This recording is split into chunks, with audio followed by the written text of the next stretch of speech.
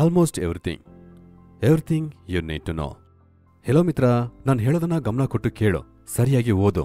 ನೀವು ಏನೇ ಮಾಡ್ತಾ ಇದ್ರು ಕೂಡ ಅದನ್ನ ಹಾಗೆ ಬಿಟ್ಬಿಟ್ಟು ಈ ವರ್ಕಲ್ಲಿ ಮಾತ್ರ ನೀವು ಫೋಕಸ್ ಮಾಡಿ. ಈ ರೀತಿ ಡೈಲಾಗ್ಸ್ ಅನ್ನ ನಮ್ಮ ಮನೆಯಲ್ಲಿ, ಸ್ಕೂಲಲ್ಲಿ ಇಲ್ಲ ವರ್ಕ್ ಮಾಡೋ ಜಾಗದಲ್ಲಿ ಸುಮಾರು ಜನ ಹೇಳೋದನ್ನ ನಾವು ಕೇಳಿರ್ತೀವಿ. ಆದ್ರೆ ಈ ರೀತಿ ಫೋಕಸ್ ಮಾಡ್ಬೇಕು ಅಂತ ಅನ್ನೋರು ಹೇಗೆ ಫೋಕಸ್ ಮಾಡ್ಬೇಕಂತ ಹೇಳೋದನ್ನ ನೀವು ಕೇಳಿದ್ದೀರಾ? ಇಲ್ಲ ತಾನೆ? ಇದೇ ವಿಷಯವನ್ನ ದಂಡಪಾಣಿ ಕೂಡ ಅವರ ಯಂಗ್ ಏಜ್ ಅಲ್ಲಿ ಎಕ್ಸ್ಪೀರಿಯನ್ಸ್ ಮಾಡಿದ್ರು.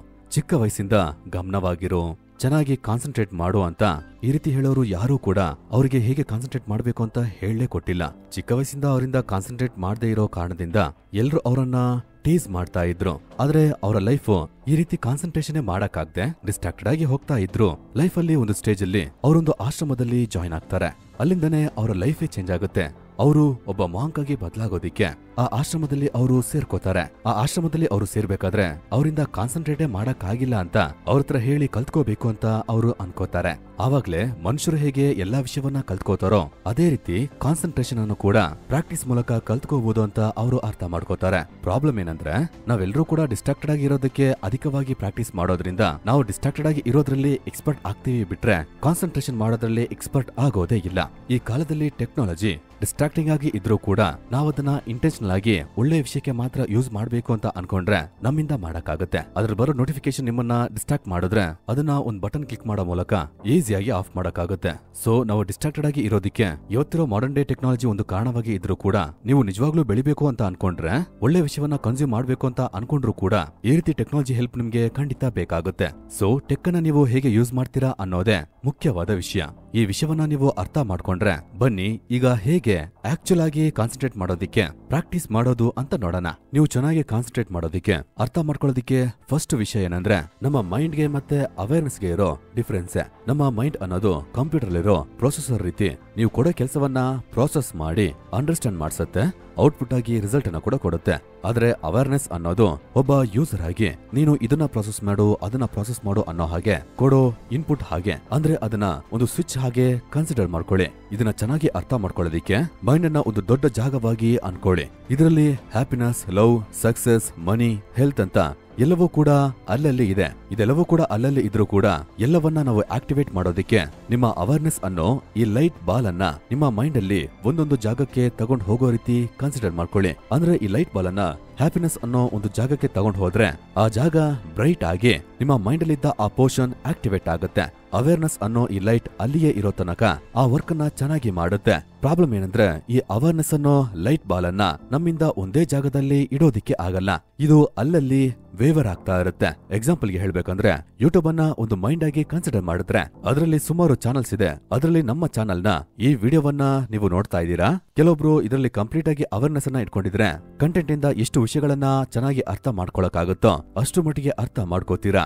ಸೊ ನಿಮ್ಮ ಅವೇರ್ನೆಸ್ ಈ ವಿಡಿಯೋದಲ್ಲಿ ಕಂಪ್ಲೀಟ್ ಆಗಿದ್ರೆ ಒಂದು ಲೈಕ್ ಹಾಕಿ, ಕಮೆಂಟ್ಸ್ ಅನ್ನ ರೀಡ್ ಮಾಡ್ತಾ ಮತ್ತೆ ಯಾವ ವಿಡಿಯೋ ಇದೆ ಅಂತ ನೋಡ್ತಾ ನಿಮ್ಮ ಅವೇರ್ನೆಸ್ ಈ ವಿಡಿಯೋದಲ್ಲಿ ಕಂಪ್ಲೀಟ್ ಆಗಿ ಇಲ್ದೆ ಡಿಸ್ಟ್ರಾಕ್ಟ್ ಆಗ್ತಾನೆ ನೀವು ಇದ್ರೆ ಕಮೆಂಟ್ಸ್ ಓದೋದನ್ನ ಹಾಗೆ ನಿಲ್ಲಿಸ್ಬಿಟ್ಟು ಫೋಕಸ್ ಅಂತ ಒಂದು ಕಮೆಂಟ್ ಅನ್ನ ಟೈಪ್ ಮಾಡ್ಬಿಟ್ಟು ಈ ವಿಡಿಯೋವನ್ನ ಫುಲ್ ಸ್ಕ್ರೀನ್ ಅಲ್ಲಿ ನೋಡ್ಬಿಟ್ಟು ನಿಮ್ಮ ಅವೇರ್ನೆಸ್ ಅನ್ನ ಮತ್ತೆ ಈ ವಿಡಿಯೋಗೆ ತಗೋಬನ್ನಿ. ಈ ರೀತಿ ಪ್ರಾಕ್ಟೀಸ್ ಮಾಡಿದ್ರೇನೆ ನಿಮ್ಮ ಕಾನ್ಸಂಟ್ರೇಷನ್ ಇಂಪ್ರೂವ್ ಆಗುತ್ತೆ. ಅಂದ್ರೆ ನಿಮ್ಮ ಅವೇರ್ನೆಸ್ ಡಿಸ್ಟ್ರಾಕ್ಟ್ ಆಗಿ ಹೋಗ್ಬೇಕಾದ್ರೆ ಮತ್ತೆ ಒಂದೇ ಜಾಗಕ್ಕೆ ತಗೊಂಡ್ಬಂದ್ರೇನೆ, ಈ ವಿಷಯವನ್ನ ಪ್ರಾಕ್ಟೀಸ್ ಮಾಡ್ತಾನೆ ಇದ್ರೇನೆ ನಿಮ್ಮ ಕಾನ್ಸಂಟ್ರೇಷನ್ ಪವರ್ ಅನ್ನ ತುಂಬಾ ಚೆನ್ನಾಗಿ ಇಂಪ್ರೂವ್ ಮಾಡಕ್ಕಾಗುತ್ತೆ. ಒಂದು ವಿಷಯದಲ್ಲಿ ನೀವು ಎಷ್ಟರ ಮಟ್ಟಿಗೆ ಅವೇರ್ನೆಸ್ ಅನ್ನ ನೀವು ಕೊಡ್ತೀರೋ ಅಷ್ಟರ ಮಟ್ಟಿಗೆ ನಿಮ್ಮ ಎನರ್ಜಿ ಆ ವಿಷಯದಲ್ಲಿ ಸ್ಪೆಂಡ್ ಆಗುತ್ತೆ. ಪ್ರಾಕ್ಟೀಸ್ ಮೂಲಕ ಆ ವಿಷಯದಲ್ಲಿ ನೀವು ಬೆಟರ್ ಆಗ್ತಾನೆ ಹೋಗ್ತೀರಾ.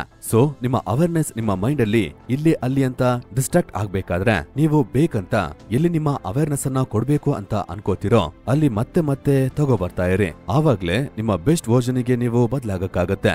ಇದೇ ವಿಷಯವನ್ನೇ ಮಾಂಕ್ಸು ಅವರ ಕಾನ್ಸಂಟ್ರೇಷನ್ ಪವರ್ ನ ಇಂಪ್ರೂವ್ ಮಾಡೋದಕ್ಕೆ ಪ್ರಾಕ್ಟೀಸ್ ಮಾಡ್ತಾರೆ. ಲೈಫ್ ಪೂರ್ತಿಯಾಗಿ ಒಂದೇ ವಿಷಯದಲ್ಲಿ ಅವರ ಅವೇರ್ನೆಸ್ ನ ಇಡೋದಿಕ್ಕೆ ಟ್ರೈ ಮಾಡ್ತಾರೆ. ಅವರು ಮೋಸ್ಟ್ ಆಗಿ ಮೆಡಿಟೇಷನ್ ಮೂಲಕ ಮಾಡಿದ್ರು ಕೂಡ ನೀವು ನಿಮ್ಮ ಲೈಫ್ ಸ್ಟೈಲ್ ಅಲ್ಲಿ ಲಾಂಗ್ ಟೈಮಿಗೆ ಮೆಡಿಟೇಟ್ ಮಾಡಕ್ ಆಗಿಲ್ಲ ಅಂದ್ರೂ ಕೂಡ ಯಾವುದೇ ವಿಷಯವನ್ನ ಮಾಡಿದ್ರು ನಿಮ್ಮ ಬ್ರೈನ್ ಅನ್ನ ಆಟೋ ಪೈಲಟ್ ಮೋಡಿಗೆ ತಗೊಂಡ್ ಹೋಗ್ಬಿಟ್ಟು ಏನೋ ನಡೆಯೋದು ನಡೀಲಿ ಅಂತ ಬಿಡದೆ ನಿಮ್ಮ ಅವೇರ್ನೆಸ್ ಅನ್ನ ಕಂಪ್ಲೀಟ್ ಆಗಿ ಅದರಲ್ಲಿಟ್ಟು ಪ್ರೆಸೆಂಟ್ ಮೂಮೆಂಟ್ ಅಲ್ಲಿ ಇರೋದಕ್ಕೆ ಟ್ರೈ ಮಾಡಿ. ಎಕ್ಸಾಂಪಲ್ ಗೆ ಹೇಳ್ಬೇಕಂದ್ರೆ ಯಾರ ಹತ್ರನಾದ್ರೂ ಮಾತಾಡ್ತೀರಾ, ಅವೇರ್ನೆಸ್ ಅನ್ನ ಅವ್ರ ಮೇಲೆ ಮಾತ್ರ ಇಡಿ. ಈ ವಿಡಿಯೋವನ್ನ ನೋಡ್ತಾ ಇದೀರಾ, ಈ ವಿಡಿಯೋವನ್ನ ಮಾತ್ರ ನೋಡಿ. ಫುಲ್ ಆಗಿ ಇದರಲ್ಲಿ ಅವೇರ್ನೆಸ್ ಅನ್ನೋ ಲೈಟ್ ವೈಟ್ ಬಾಲ್ ಅನ್ನ ಇಡಿ. ಹೀಗೆ ಡೈಲಿ ಲೈಫ್ ಅಲ್ಲಿ ನೀವು ಮಾಡೋ ಎಲ್ಲಾ ಕೆಲಸದಲ್ಲೂ ಪ್ರೆಸೆಂಟ್ ಮೂಮೆಂಟ್ ಅಲ್ಲಿ ಇರೋದಕ್ಕೆ ಟ್ರೈ ಮಾಡಿ. ಇಲ್ಲಾಂದ್ರೆ ನಿಮ್ಮ ಲೈಫ್ ಅಲ್ಲಿ ನಿಮ್ಗೆ ಒಳ್ಳೆಯ ಮೆಮೊರೀಸ್ ಯಾವತ್ತೂ ಕೂಡ ಇರೋದೇ ಇಲ್ಲ. ನಿಮ್ಮ ಲೈಫ್ ನ ಸ್ಟೋರಿ ಏನಂತ ಯಾರಾದ್ರೂ ನಿಮ್ ಬಗ್ಗೆ ಕೇಳಿದ್ರೆ ನಿಮ್ಮಿಂದ ಒಳ್ಳೆ ರೀತಿ ಒಂದು ಸ್ಟೋರಿಯನ್ನ ಹೇಳೋದಕ್ಕೂ ಆಗಲ್ಲ. ಯಾಕಂದ್ರೆ ನೀವು ಡಿಸ್ಟ್ರಾಕ್ಷನ್ ಎಕ್ಸ್ಪರ್ಟ್ ಆಗಿದ್ದು ಲೈಫ್ ನಿಮ್ಮನ್ನ ಎಲ್ಲಿ ಕರ್ಕೊಂಡು ಹೋಗುತ್ತೋ ಆ ಜಾಗಕ್ಕೆ ತಗೊಂಡ್ ಹೋಗ್ತಾ ಇದ್ದೀರಾ. ಪ್ರೆಸೆಂಟ್ ಮೂಮೆಂಟ್ ಅಲ್ಲಿ ಇಲ್ದೆ ಪಾಸ್ಟ್ ಮತ್ತೆ ಫ್ಯೂಚರ್ ಬಗ್ಗೆ ಯೋಚನೆ ಮಾಡಿ ಬೇಜಾರಾಗ್ತಾ ಇರ್ತೀರಾ. ಸೊ ಲೈಫ್ ಅನ್ನೋ ನಿಮ್ಮ ಸ್ಟೋರಿಯನ್ನ ಒಂದು ಅಂದವಾದ ಆಕೃತಿಯಾಗಿ ಮಾಡ್ಬೇಕು ಅಂದ್ರೆ ನೀವು ಪ್ರೆಸೆಂಟ್ ಮೂಮೆಂಟ್ ಅಲ್ಲಿ ನಿಮ್ಮ ಕಂಪ್ಲೀಟ್ ಅವೇರ್ನೆಸ್ ನ ಇಟ್ಟು ಕಾನ್ಸಂಟ್ರೇಷನ್ ಇಂದ ವರ್ಕ್ ಮಾಡಿರ್ಬೇಕು. ಇಲ್ಲಾಂದ್ರೆ ಡಿಸ್ಟ್ರಾಕ್ಷನ್ ಎಕ್ಸ್ಪರ್ಟ್ ಆಗಿ ಎನರ್ಜಿಯನ್ನ ಬೇಡದೇ ಇರೋ ಜಾಗಕ್ಕೆ ಕೊಟ್ಟು ರ್ಯಾಂಡಮ್ ಆಗಿ ಒಂದು ಆವರೇಜ್ ಆಕೃತಿಯನ್ನ ನೀವು ಸೃಷ್ಟಿ ಮಾಡಿರ್ತೀರಾ.